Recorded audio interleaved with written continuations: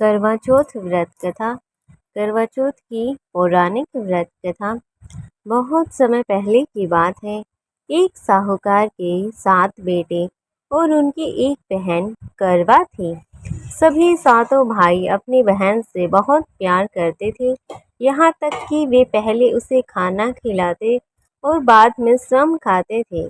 एक बार उनकी बहन ससुराल से मायके आई हुई थी। शाम को भाई जब अपना व्यापार व्यवसाय बंद करके घर पर आए तो उन्होंने देखा कि उनकी बहन बहुत व्याकुल थी। सभी भाई खाना खाने बैठे और अपनी बहन से भी खाने खाने का आग्रह करने लगे, लेकिन बहन ने बताया कि उसका आज करवा चौथ का निर्जला व्रत है और वह खाना सिर्फ चंद्रमा को देखकर और उसे अर्घ देकर ही खा सकती है, क्योंकि चंद्रमा अभी तक नहीं निकला है, इसलिए वह भूख प्यास से व्याकुल हो उठी है। सबसे छोटे भाई को अपनी बहन की हालत देखी नहीं जाती और वह दूर पीपल के पेड़ पर एक दीपक जलाकर चलने की ओट में रख देता है। दूर से देखने पर वह ऐसा प्रतीत होता है कि जैसे चतुर्थी का चांद उदय हो रहा हो। इसके बाद भाई अपनी बहन को बताता है कि बहन, चांद निकल आया है, तुम उसे अर्घ दो और फिर अर्घ देने के बाद भोजन कर सकती हो। बहन खुशी के मारे सीढ़ियों पर चढ़कर चांद को देखती है और उसे अर्घ देकर खाना खाने बैठ जाती है। वह पहला टुकड़ा मुंह में डालती है तो उसे उसी समय छींक आ जाती है।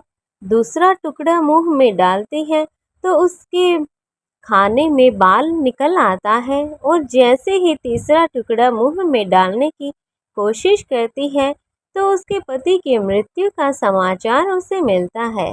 वह यह समाचार सुनकर बौखला जाती है। उसकी भाभी उसे सच्चाई से अवगत कराती है कि उसके साथ ऐसा क्यों हुआ। करवा चौथ का व्रत गलत तरीके से टूटने के कारण देवता उससे नाराज हो गए हैं और उन्होंने इसी वजह से ऐसा किया है, जिस कारण उसके पति का ऐसा हाल हुआ है। सच्चाई जानने के बाद करवा ने निश्चय करती है कि वह अपने पति का अंतिम संस्कार नहीं होने देगी और अपने अस्तित्व से उन्हें पुनर्जीवन दिलाकर रहेगी। वह पूरे 1 साल तक अपने पति के शव को पास बैठी रहती है और उसकी देखभाल करती है। उसके ऊपर उगने वाली सुईनुमा घास को वह एकत्रित करती जाती है। 1 साल बाद फिर करवा चौथ का दिन आता है। उसकी सभी भाभियां करवा चौथ का व्रत रखती हैं। जब भाभियां उससे आशीर्वाद लेने आती हैं तो वह प्रत्येक भाभी से यम सुई ले लो, प्रिय सुई दे दो, मुझे भी अपनी जैसी सुहागन बना दो, ऐसा आग्रह करती है।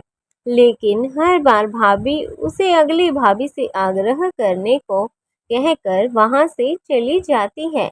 इस प्रकार जब छठे नंबर की भाभी आती है तो करवा उससे भी यही बात दोहराती है। यह भाभी उसे बताती है कि क्योंकि सबसे छोटे भाई की वजह से उसका व्रत टूटा था, अतः उसकी पत्नी में ही शक्ति है कि वह तुम्हारे पति को दोबारा जीवित कर सकती है। इसलिए जब वह आए तो तुम उसे पकड़ लेना और जब तक वह तुम्हारे पति को जिंदा न कर दे उसे नहीं छोड़ना। ऐसा कहकर वह छठवीं बहू वहां से चली जाती है। सबसे अंत में उसकी छोटी भाभी आती है। करवा उनसे भी सुहागन बनने का आग्रह करती है, लेकिन वह टाल मटोली करने लगती है। इसे देख करवा उन्हें जोर से पकड़ लेती है और अपने सुहाग को जिंदा करने के लिए कहती है। भाभी उससे छुड़ाने के लिए नोचती है, खसोटती है, लेकिन करवा अपनी भाभी को नहीं छोड़ती, उससे आग्रह ही करती रहती है। अंत में उसकी तपस्या को देख भाभी पसीज जाती है और अपनी छोटी उंगली को चीरकर उसमें से अमृत उसके पति के मुंह में डाल देती है। करवा का पति तुरंत श्री गणेश कहता हुआ उठ बैठता है इस प्रकार प्रभु कृपा से उसकी छोटी भाभी के माध्यम से करवा को अपना सुहाग वापस मिल जाता है और वह खुशी खुशी करवा का व्रत करती है। हे श्री गणेश, माँ गौरी, जिस प्रकार करवा को चिर सुहागन का वरदान आपसे मिला है, वैसे ही सब सुहागिनों को मिले। सभी सुहागिनों का सुहाग अमर रहे सबके।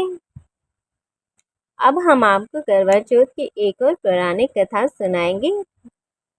तो चलिए शुरू करते हैं एक और कथा।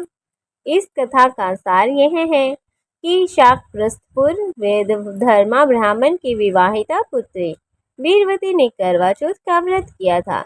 नियमानुसार उसे चंद्रोदय के बाद भोजन करना था, परंतु उससे भूख सहन नहीं हुई और वह व्याकुल हो उठी। उसके भाइयों से अपनी बहन की व्याकुलता देखी नहीं गई और उन्होंने पीपल की आड़ में आतिशबाजी का सुंदर प्रकाश फैलाकर चंद्रोदय दिखा दिया और वीरवती को भोजन करा दिया। इस प्रकार से वीरवती भोजन कर लेती है, जबकि उसे यह नहीं पता होता कि चंद्रोदय हो चुका नहीं हुआ अभी तक।